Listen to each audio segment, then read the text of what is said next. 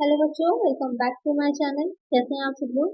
आप लोग की जो UPPSC assistant accountant and auditor की क्लासेस चल रही थी, इसमें हम सिलेबस के अकॉर्डिंग तैयारी कर रहे थे। तो इसमें प्रीवियस वीडियो में हमने पढ़ा था कि ऑडिट क्या होता है, ऑडिटिंग क्या होती है, ऑडिटर क्या रहेगा, कितने टाइप्स के होते हैं, क्या उसकी ड्यूटीज होती हैं, क्या रिस्पॉन्सिबिलिटीज रहती हैं, ये हमने प्रीवियस वीडियो में पढ़ा था। आज की वीडियो में उसके आगे हम पढ़ेंगे कि ऑडिट कितने टाइप का होता है, क्योंकि इससे भी आपको क्वेश्चंस बन सकते हैं कि जो किसी एक्ट के अकॉर्डिंग रजिस्टर्ड कंपनीज हैं या जो गवर्नमेंट कंपनीज हैं, किसका कैसे किस तरह से ऑडिट होता है, या कंटिन्यूअस ऑडिट क्या होता है, या फिर जो आपका बैलेंस शीट का ऑडिट है वो क्या रहेगा। इससे रिलेटेड क्वेश्चंस आपके बन सकते हैं। तो आई वीडियो को शुरू करते हैं, लेकिन शुरू करने से पहले जिन बच्चों ने चैनल को सब्सक्राइब नहीं किया होगा, सब्सक्राइब कर लीजिए। वीडियो अच्छी लगेगी लाइक करिएगा और फ्रेंड्स आप वीडियो को शेयर भी कर दीजिएगा ज़्यादा से ज़्यादा। तो शुरू करते हैं और समझते हैं कि ऑडिट कितने टाइप का होता है। तो सबसे पहले जो इसमें आता है टाइप्स ऑफ ऑडिट में, जो पहला हमारा पॉइंट रहेगा कि वैधानिक अंकेक्षण यानी कि स्टेटरी ऑडिट। अब क्या होता है वैधानिक अंकेक्षण, बहुत कंफ्यूजन रहती है। अक्सर बच्चे यहाँ पर कंफ्यूज होते हैं कि जो गवर्नमेंट ऑडिट होता है और जो स्टेटरी ऑडिट होता है वो सेम ही होता है, लेकिन ऐसा नहीं है, दोनों ऑडिट अलग होते हैं। जब हम बात वैधानिक अंकेक्षण की कर रहे होते हैं तो वहाँ पर वैधानिक अंकेक्षण या स्टेटरी ऑडिट वो रहता है कि जिस एक्ट के अकॉर्डिंग उस कंपनी को रजिस्टर्ड किया गया था, बनाया गया था, उसी एक्ट के अकॉर्डिंग वो उसमें कंपलसरी है या नहीं है। अगर कंपलसरी है तो कराना जरूरी होता है। तो इसके अंतर्गत आ जाते हैं आपके तीन तरह के ऑडिट। इससे पहले आ जाता है कंपनियों का अंकेक्षण यानी कि ऑडिट ऑफ कंपनी। दूसरा हो जाता है प्रन्यासों का अंकेक्षण, ऑडिट ऑफ ट्रस्ट। थर्ड होता है अन्य संस्थाओं का ऑडिट ऑफ अदर ऑर्गेनाइजेशन। तो क्या होता है कंपनियों का अंकेक्षण या ऑडिट ऑफ कंपनी, तो आपको पता ही होगा, क्योंकि इंडिया में अगर हम बात करें तो इंडिया में क्या चल रहा है, कंपनीज एक्ट 2013 अब चल रहा है। 2013 का जो कंपनी अधिनियम है वो चल रहा है।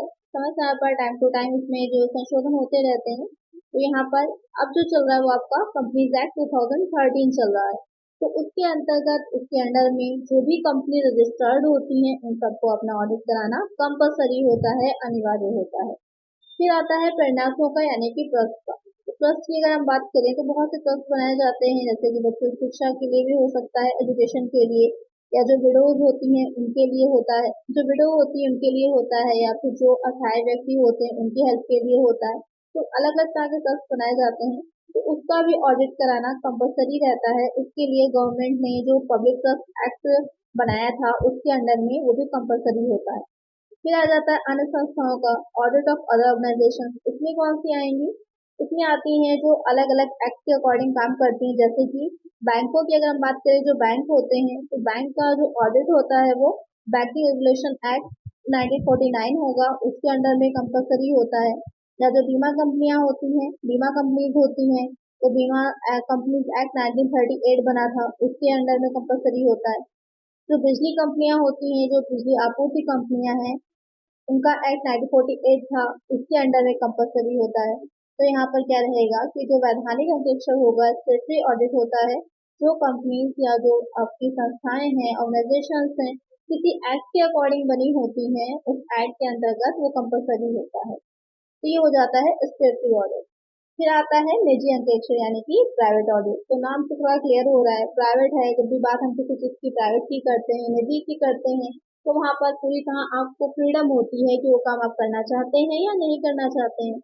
तो यहाँ पर अगर पहला पॉइंट हम लेते हैं कि जो एकाकी व्यापार का अंकेक्षण होता है, audit of account of soul trader, कि एक अकेला व्यक्ति है, वो अपना बिजनेस को चला रहा है, किसी और का कोई इन्वेस्टमेंट नहीं है, अकेला उसी की सारी चीजें हैं, उसी की कैपिटल इन्वेस्ट है। तो वहां पर उसके पर अपने इच्छा पर हो जाता है कि वो कराना चाहता है अपना कंप्लीट ऑडिट की नहीं कराना चाहता है। सेकंड हो जाएगा साझेदारी फर्म का। तो साझेदारी फर्म जो होती है वो साझेदारी पार्टनरशिप एक्ट 1932 के लिए अलग से बना था। तो यहाँ पर भी कंपलसरी नहीं होता है, ऐच्छिक होता है, वॉलंटरी होता है, वो चाहे तो करवा सकती हैं, या अपना स्वयं के लिए, या फिर अगर बाकी के पार्टनर्स चाहते हैं तो वो काम करवा सकती हैं। थर्ड हो जाता है प्राइवेट कंपनी। तो प्राइवेट व्यक्ति होते हैं कि हिसाब किताब का अंकेक्षण, ऑडिट ऑफ प्राइवेट इंडिविजुअल्स।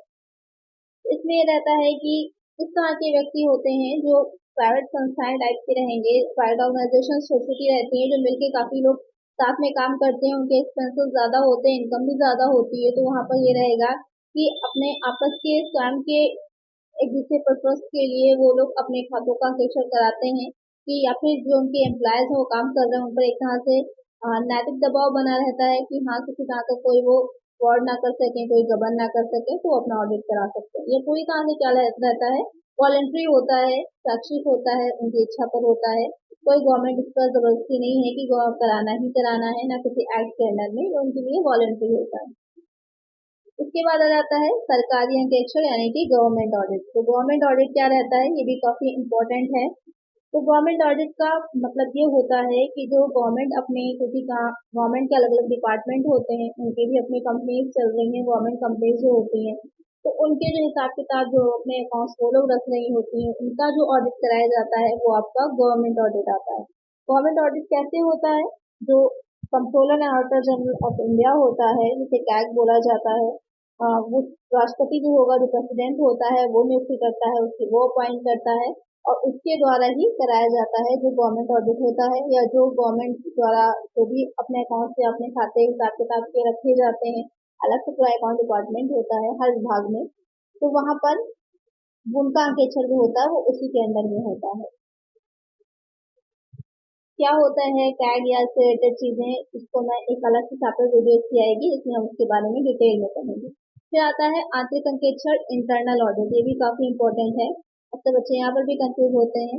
जो इंटरनल ऑडिट होता है, आंतरिक अंकेक्षण होता है, प्रीवियस वीडियो में थोड़ा सा मैंने समझाया भी था इसके बारे में, कि जो कंपनी होती है वो अपने एम्प्लॉयज को ही या अपने एम्प्लॉय की तरह ही किसी व्यक्ति को क्या करती है, ऑडिटर के तौर पर या ऑडिटर की तरह अपॉइंट करती है अपनी कंपनी में। वो परमानेंट उस कंपनी का ही एक हिस्सा होता है, कंपनी के एम्प्लॉय की तरह रहता है, और जो भी कंपनी अपने अकाउंट बनाती है उन अकाउंट का बारे में उसको देखता है, समझता है, और उसका समझ लीजिए ऑडिट लगातार चलता रहता है। उसमें ये रहता है कि किसी भी तरह की छोटी मोटी कोई गलती होती है या कैलकुलेशन में मिस्टेक होती है, फौरन पकड़ में आ जाती है।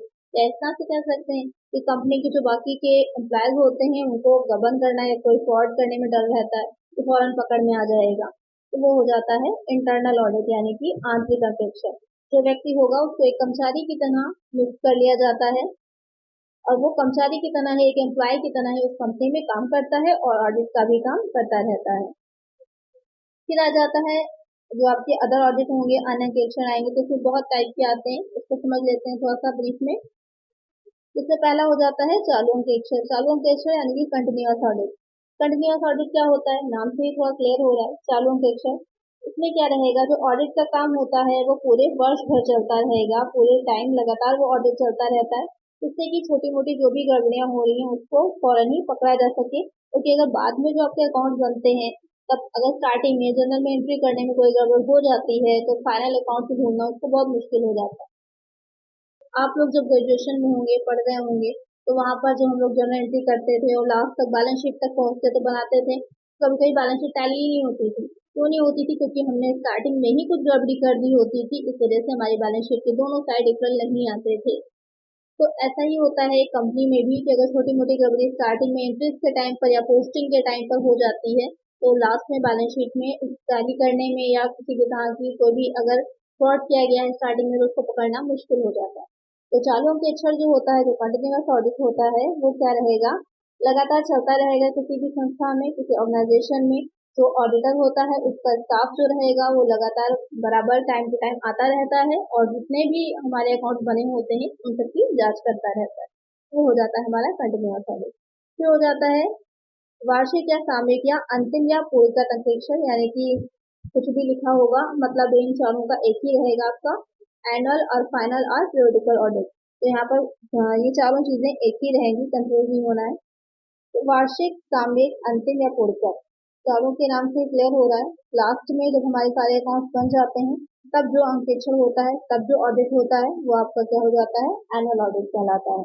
तो इसमें फाइनल जो भी आपके अकाउंट्स आपने रखे थे वो सारे कंप्लीट बन गए हैं, सारी बैलेंस शीट है, सब कुछ हमारे फाइनल अकाउंट्स बन चुके हैं। उसके बाद जो ऑडिट होगा वो आपका एनुअल ऑडिट कहलाएगा। फिर हो जाता है अंतरिम अंकेक्षण, इंटरिम ऑडिट। इससे भी क्वेश्चन बनता है। तो जो वर्ष के बीच में होता है अंकेक्षण ऑडिट, वो हो जाता है हमारा अंतरिम अंकेक्षण या फिर इंटरिम ऑडिट। आपने इंटरिम डिविडेंड सुना होगा, कि जो वर्ष के बीच में ही, कभी कभी ऐसी सिचुएशन होती है कि हमको वर्ष के बीच में ही डिविडेंड जो होता है वो देना होता है जो शेयर होल्डर्स होते हैं उनको, तो वहीं पर जितना भी हमारे पास अकाउंट होते हैं उन्हीं से फाइनल अकाउंट बना लिए जाते हैं और जो डिविडेंड होता है वो दे दिया जाता है। तो वहीं पर जो ऑडिट कराया जाता है वो हमारा हो जाता है इंटरिम ऑडिट, यानी कि वर्ष के बीच में जो ऑडिट होता है हमारा वो होता है इंटरिम ऑडिट। फिर हो जाता है लागत अंकेक्षण यानी कि कॉस्ट ऑडिट। लागत अंकेक्षण क्या होगा, कॉस्ट ऑडिट क्या हो जाता है, इसमें ये देखना कि जो हमने कॉस्ट शीट बनाई होती है या फिर जो भी हमने कॉस्ट अकाउंट्स रखे होते हैं वो सही है या नहीं है, इसकी जांच करने के लिए, या कभी कभी जो सेंट्रल गवर्नमेंट होती है इम्पोर्टेंट समझती है या अनिवार्य समझती है तो आदेश भी दे सकती है, ऐसा ऐसा ऑर्डर भी दे सकती है कि जो कंपनी होगी वो अपना कॉस्ट ऑडिट कराए। तो वहां पर भी जो कॉस्ट ऑडिट होता है वो कंपलसरी हो जाता है अगर केंद्र सरकार सेंट्रल गवर्नमेंट चाहती है तब। फिर आ जाता है प्रबंधकीय अंकेक्षण मैनेजमेंट ऑडिट। तो यहाँ पर इसमें भी रहता है कि कंपलसरी नहीं होगा, ये अगर जो भी कंपनी है वो ये देखना चाह रही है कि उसका मैनेजमेंट सही ढंग से काम कर रहा है या सही ढंग से जो अलग अलग डिपार्टमेंट है उनका मैनेजमेंट किया जा रहा है नहीं किया जा रहा है, जो भी पॉलिसीज वो बना रहे हैं जो भी काम कर रहे हैं उसका एवेल्युएशन करने के लिए, इंस्पेक्शन करने के लिए इस ऑडिट को कराया जा सकता है। फिर आता है टैक्स ऑडिट यानी कि कर अंकेक्षण। कर अंकेक्षण में क्या रहता है, क्या होता है कर अंकेक्षण, जो इनकम टैक्स एक्ट 1961 है उसके अंतर्गत कुछ कंपनीज ऐसी होती हैं जिनका टर्नओवर जो होगा या जिनकी रिसिप्ट जो होती है एक निर्धारित जितनी सीमा बनाई रख जाएगी, तो चेंज होती रहती है टाइम टू टाइम क्योंकि इनकम टैक्स में सब चीजें जो होती हैं चेंज होती रहती हैं, नई नई इसमें अमेंडमेंट होते रहते हैं, संशोधन होते रहते हैं। तो यहाँ पर एक निर्धारित सीमा से अधिक जो टर्नओवर होगा या रिसिप्ट होगी तो वहां पर ये रहता है कि उनको अपने जो भी अकाउंट उन्होंने रखे होते हैं या जो प्रोफेशन में होते हैं जैसे कि कोई डॉक्टर्स हैं या फिर जो एडवोकेट्स होते हैं उनकी अपनी फर्म होती है, तो उनको एक टाइम पर जब उनकी एक निर्धारित सीमा से ज्यादा हो जाती है इनकम या टर्नओवर तो उनको अपना टैक्स ऑडिट कराना कंपलसरी हो जाता है, करवाना पड़ता है।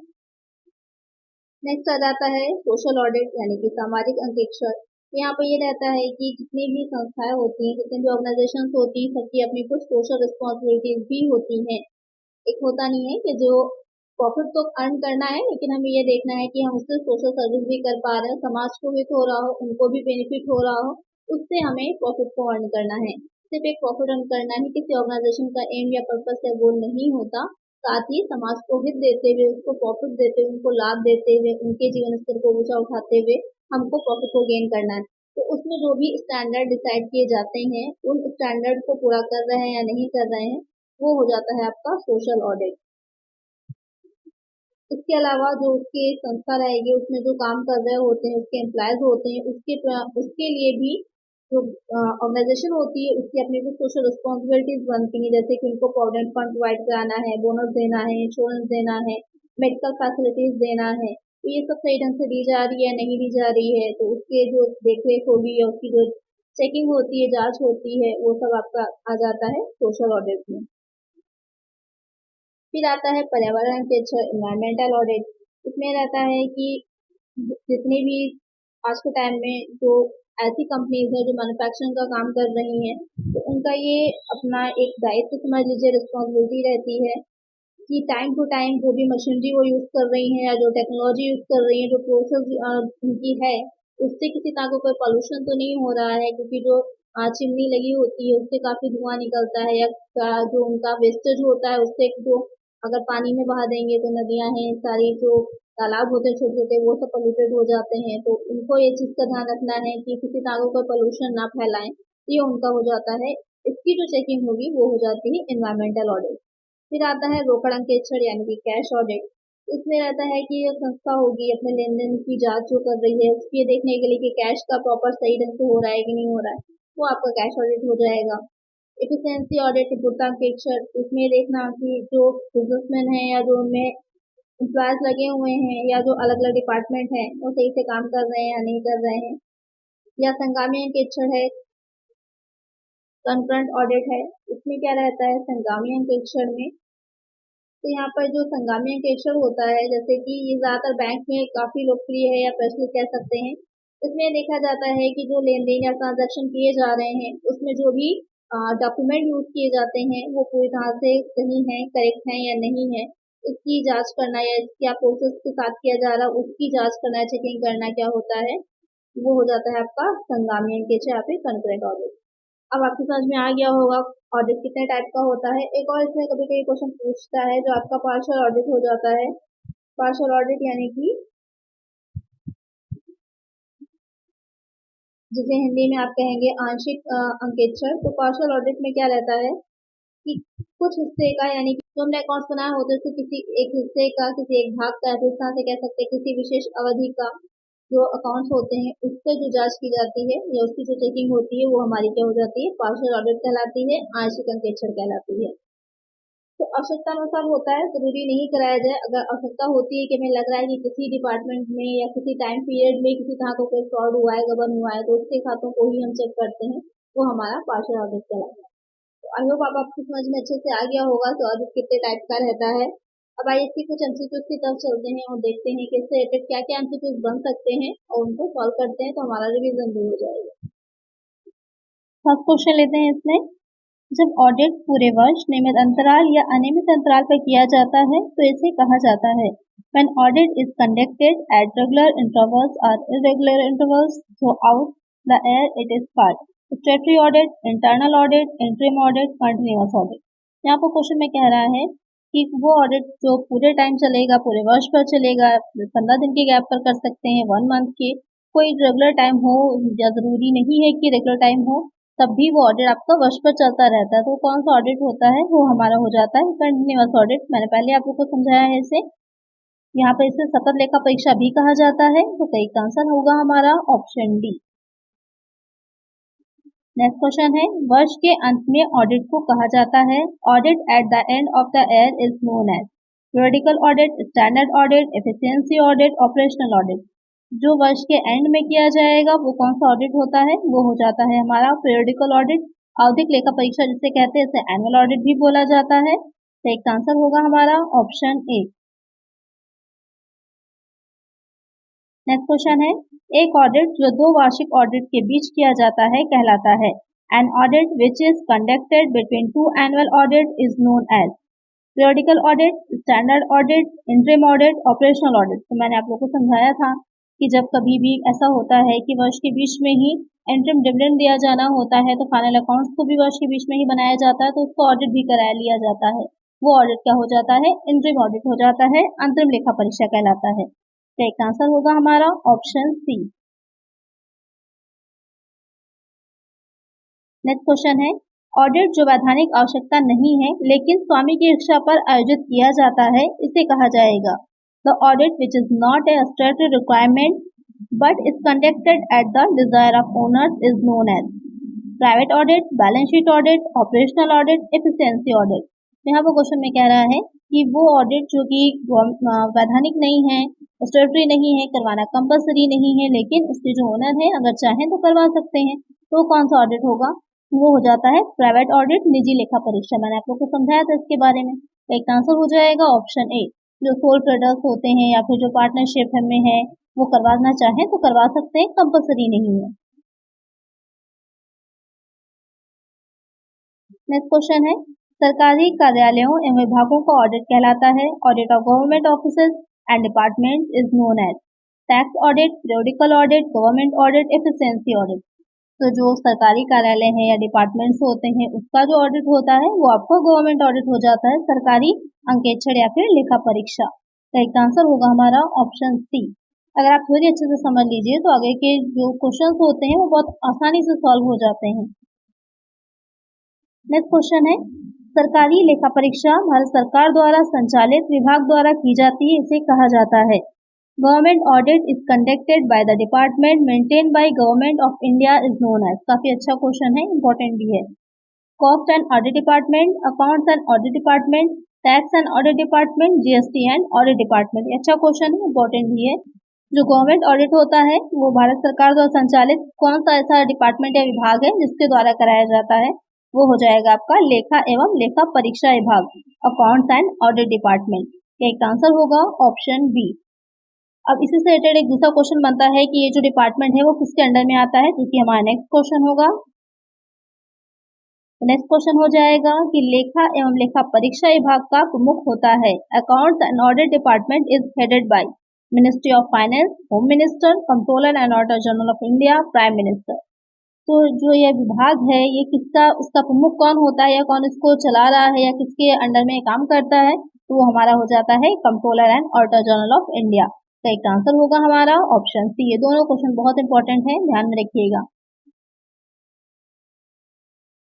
नेक्स्ट क्वेश्चन है व्यवसाय के कर्मचारियों द्वारा खातों का ऑडिट कहलाता है। Audit of account by the staff of the business is known as statutory audit, internal audit, interim audit, continuous audit.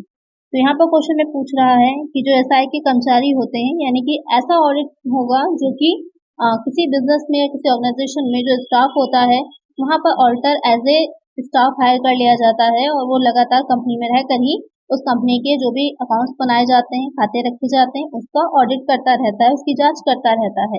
वो हो जाता है आपका इंटरनल ऑडिट यानी कि आंतरिक लेखा परीक्षा। एक आंसर होगा हमारा ऑप्शन बी। अच्छा, आप में से बहुत बच्चे पूछते हैं कि इतना ही सफिशिएंट है या उन्हें और भी पढ़ना है, तो ये आपकी चीजें जो है वो सिलेबस को कवर करा रहे हैं हम कि क्या क्या सिलेबस में है आपके। इसी से क्वेश्चंस आपके बनेंगे, लेकिन क्वेश्चंस वहां तक कितने डीप तक पूछे जाते हैं ये तो डिपेंड करता है कि एग्जामिनर पर।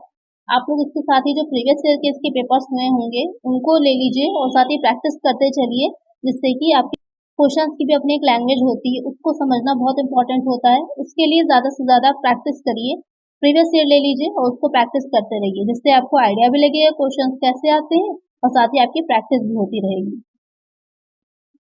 नेक्स्ट क्वेश्चन है ऑडिट किसके लिए अनिवार्य है। Audit is compulsory for companies, trust and cooperative societies, companies formed under special act of parliament, all of the above।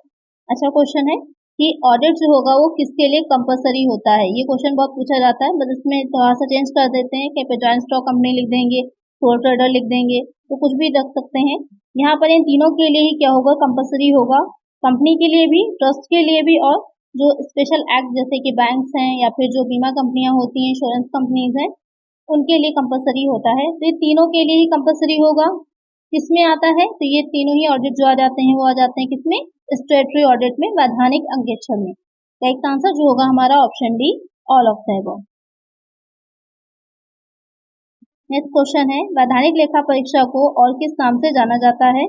स्टेटरी audit is also known as compulsory audit, financial audit, financial statement audit, all of the above.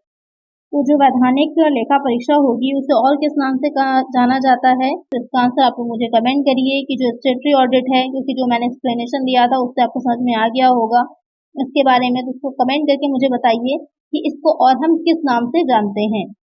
तीनों ही नाम से भी जान सकते हैं, तो answer आपका अलग से अबव होगा। किसी एक नाम से जानते हैं तो वो आंसर आप लोग मुझे कमेंट करिएगा। नेक्स्ट क्वेश्चन है सतत लेखा परीक्षा उन संगठनों के लिए उपयुक्त है जहां continuous audit is suitable for organizations where business is very large and large number of transactions are needed to be checked. Audited statements are required immediate after the close of financial year. Banks, all of the above। Question में कह रहा है कि जो हम continuous audit होता है वो किस तरह की जो ऑर्गेनाइजेशन होती हैं उनके लिए अच्छा माना जाएगा, सुटेबल होता है कि जैसा जहाँ पर बहुत बिजनेस जो है उनका बहुत काफी बड़ा है, लार्ज स्केल पे है और वहाँ पर काफी बड़ी संख्या में जो ट्रांजैक्शंस होते हैं, लेन देन होते हैं।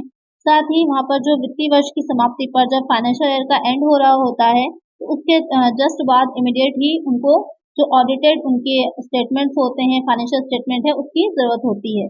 या फिर बैंक जो होते हैं वहां पर, तो यहाँ पर जो सतत अंकेक्षण है, कंटिन्यूअस ऑडिट है, इन तीनों के लिए ही इम्पोर्टेंट रहता है या इन तीनों ही जगह पर सुटेबल रहेगा। जहाँ पर बिजनेस बहुत बड़ा है तो वहां पर तो सारे एक एक चीज को लिख पाना पॉसिबल होना थोड़ा मुश्किल हो जाता है या कहीं पर छूट जाने की ज्यादा प्रोबेबिलिटी रहती है। इसलिए अगर रेगुलर ऑडिट होता रहेगा तो किसी भी तरह की कोई गलती है भी तो फौरन ही पकड़ में आ जाएगी। अगर फौरन ही हमको चाहिए है तो क्योंकि लास्ट में फाइनल हमारे अकाउंट्स बन जाने के बाद थोड़ा सा टाइम लगेगा ऑडिट होने में, सारे आंकड़ों को, सारे स्टेटमेंट्स का, सारे अकाउंट्स का ऑडिट होने में टाइम लगेगा, तो फौरन इमीडिएट हमको रिपोर्ट्स नहीं मिल पाएंगी। इसलिए भी हम कंटिन्यूअस ऑडिट अगर करवा रहे हैं तो वहाँ पर हमारे इजी रहेगा और लास्ट में सारा हमारी रिपोर्ट तैयार होगी। और बैंक में तो इम्पोर्टेंट होता है ये टाइम टू टाइम ऑडिट होते रहना, तो इन तीनों के लिए ही इम्पोर्टेंट है। तो करेक्ट आंसर होगा हमारा option D, all of the above. Next question है किस प्रकार के ऑडिट में धोखाधड़ी और त्रुटियों का शीघ्र पता लगाना संभव है? Early detection of frauds and error are possible in which type of audit? Statutory audit, internal audit, interim audit, continuous audit.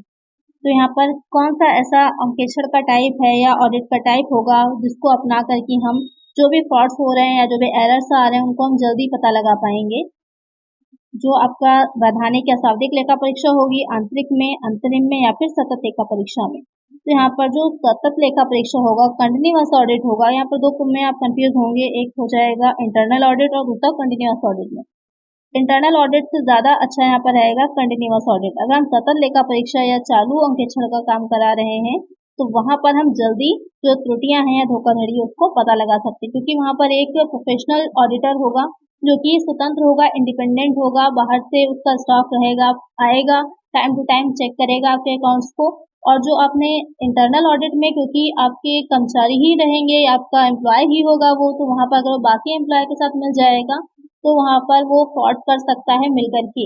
लेकिन जो चालू अंकेक्षण होगा, कंटिन्यूअस ऑडिट होगा, क्योंकि वो इंडिपेंडेंट होता है, वो आपका एक तरह से एम्प्लॉय नहीं है, वो अलग है आपके बिजनेस से, तो उसके द्वारा जो अंकेक्षण होगा या उसका स्टाफ करेगा तो उसको कोई भी इफेक्ट नहीं कर पाएगा, इसलिए उसमें हम त्रुटियों को या फ्रॉड्स को जल्दी पता लगा पाएंगे। तो यहाँ पर करेक्ट आंसर होगा ऑप्शन डी। नेक्स्ट क्वेश्चन है, प्रबंधन लेखा परीक्षा को इस नाम से भी जाना जाता है। Management audit is also known as efficiency audit, performance audit, property audit, standard audit. तो यहाँ पर जो मैनेजमेंट ऑडिट होता है उसे और किस नाम से जाना जाता है? मैनेजमेंट ऑडिट को हम एफिशिएंसी ऑडिट यानी कि दक्षता लेखा परीक्षा के नाम से भी जानते हैं। एक आंसर होगा हमारा ऑप्शन ए। नेक्स्ट क्वेश्चन है, प्रबंधन लेखा परीक्षा में शामिल है। Management audit involve examination of organisational structure, review the performance of each functions and department of the management to help various levels of management in the effective discharge of their duties, all of the above। तो यहाँ पर question में जो कह रहा है कि जो प्रबंधन अंकेक्षण है या लेखा परीक्षा है उसमें क्या शामिल होता है, तो वहाँ पर जो ऑर्गेनाइजेशनल स्ट्रक्चर है उसका भी जांच की जाती है, उसके बारे में भी पता लगाया जाता है। साथ ही जो प्रबंधन का प्रत्येक कार्य है, जो मैनेजमेंट है जो भी काम कर रहा है या जो भी पॉलिसीज ला रहा है या जो भी उसके डिपार्टमेंट्स हैं, तो उन सब में उसने किस तरह परफॉर्म किया है उसकी भी समीक्षा की जाती है। साथ ही जो उसके अलग अलग लेवल होते हैं, लोअर लेवल पर होता है मैनेजमेंट, टॉप लेवल पे होता है, मिडिल लेवल पे होता है, तो उन सारे लेवल्स के बारे में जानना कि क्या उनकी ड्यूटीज थी, क्या रिस्पॉन्सिबिलिटी थी, उन्होंने सही ढंग से काम किया है नहीं किया है, जो उसमें क्या सुधार किया जा सकता है, इम्प्रूवमेंट क्या लाया जा सकता है, इन सारी चीजों को शामिल करता है जो आपका मैनेजमेंट ऑडिट होगा। करेक्ट आंसर होगा हमारा option D, all of the above. Next question है, त्रुटियों और धोखाधड़ी को किस प्रणाली के तहत जल्दी खोजा जा सकता है? Error and fraud already committed can be discovered under the system of internal audit, internal check, internal control, statutory audit, interim audit, none of the above. तो क्वेश्चन में कह रहा है कि अगर त्रुटियां हैं या धोखाधड़ी किसी तरह की है, एरर है या फिर फ्रॉड्स हैं, उनको किस प्रणाली या कौन सा मेथड को हम अपनाएं तो जल्दी ही पता लगा सकते हैं। इसका आंसर क्या होगा या क्या इसका करेक्ट आंसर होगा? तो जो आपकी इंटरनल ऑडिट होता है, आंतरिक लेखा परीक्षा है, आंतरिक जांच या फिर आंतरिक नियंत्रण, इसके द्वारा इसके माध्यम से अगर हम इसे अपना रहे हैं अपनी संस्था में तो हम किसी भी एरर को जल्दी पकड़ सकते हैं। आंतरिक अंकेक्षण के बारे में मैंने आप लोग को पहले ही समझा दिया। इंटरनल ऑडिट क्या होता है? इंटरनल चेक में रहता है आंतरिक जांच कि एक जो एम्प्लॉय है जो काम कर रहा है, दूसरा एम्प्लॉय उसका इस तरह से काम को बांटा जाता है, डिवाइड किया जाता है कि एक जो एम्प्लॉय काम करेगा दूसरा एम्प्लॉय उसकी जांच कर लेता है, तो वहाँ पर क्रॉस चेक हो जाता है, क्रॉस एग्जामिन हो जाता है कि किसी तरह की कोई गलती अगर एक से हुई है तो दूसरा उसको फौरन ही पकड़ लेता है।